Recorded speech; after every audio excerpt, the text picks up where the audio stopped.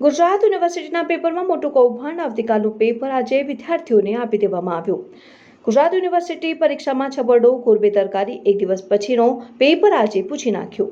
ગુજરાત યુનિવર્સિટીની હાલ ચાલી રહેલી બીએસસી સેમ 5ની હાલ ચાલી રહેલી પરીક્ષામાં બોટનીના paper number 308 advanced plant physiology, plant breeding, molecular biology, બાયોટેકનોલોજીમાં બીજા દિવસે લેવાનાર પરીક્ષા paper number 309 advanced plant physiology, plant breeding, molecular biology, બાયોટેકનોલોજીના પ્રશ્નો પૂછી નાખ્યા.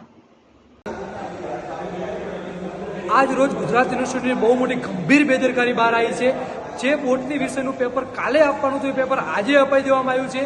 આ પેપર વિદ્યાર્થીઓ જોડે પહોંચ્યું, જ્યારે વિદ્યાર્થીઓ જુએ છે ત્યારે ખબર પડે છે કે આવતીકાલનું પેપર છે, આજનું નથી. ત્યારે યુનિવર્સિટી તંત્રને ખબર પડે છે અને આ પેપર એક સેન્ટર ઉપરની 4 થી 5 સેન્ટર ઉપર પહોંચી ગયું હતું.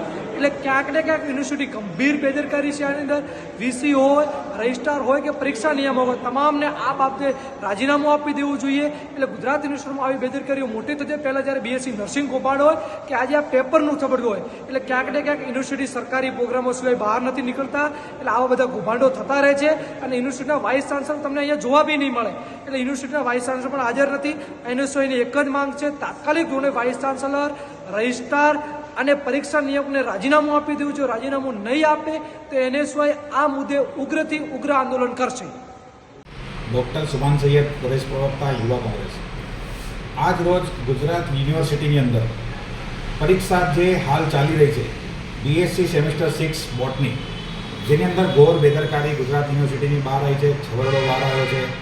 જેની અંદર જે ગુજરાત યુનિવર્સિટીના પરીક્ષાની અંદર નિમાયેલા અધિકારીઓ છે તેમની બેદરકારી દેખાવામાં આવી રહી છે.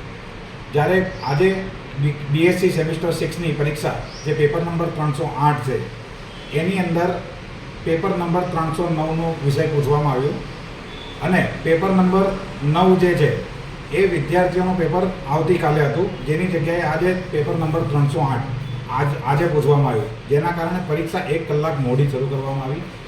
જે પરીક્ષાની 11 વાગે ચાલુ થાય છે એ પરીક્ષા 12:30 વાગે ચાલુ કરવામાં આવી અને હાથથી લખેલું પ્રશ્નપત્ર તમામ સેન્ટરો પર પહોંચાડવામાં આવ્યા.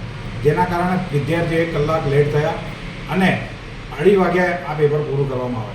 જેની સંદર્ભની અંદર ગુજરાત યુનિવર્સિટીની રજિસ્ટ્રારશ્રીને યુવા કોંગ્રેસ દ્વારા રજૂઆત કરવામાં આવી કે જે પણ અધિકારીઓ આની અંદર જે નિમણૂક થયેલી છે એ લોકો પર તાત્કાલિક ધોરણે તપાસ બેસાડવામાં આવે અને ઘોર બેદરકાર જે અધિકારીઓ છે તેમને આ પરીક્ષાની જવાબદારીમાંથી મુક્ત કરવામાં આવે.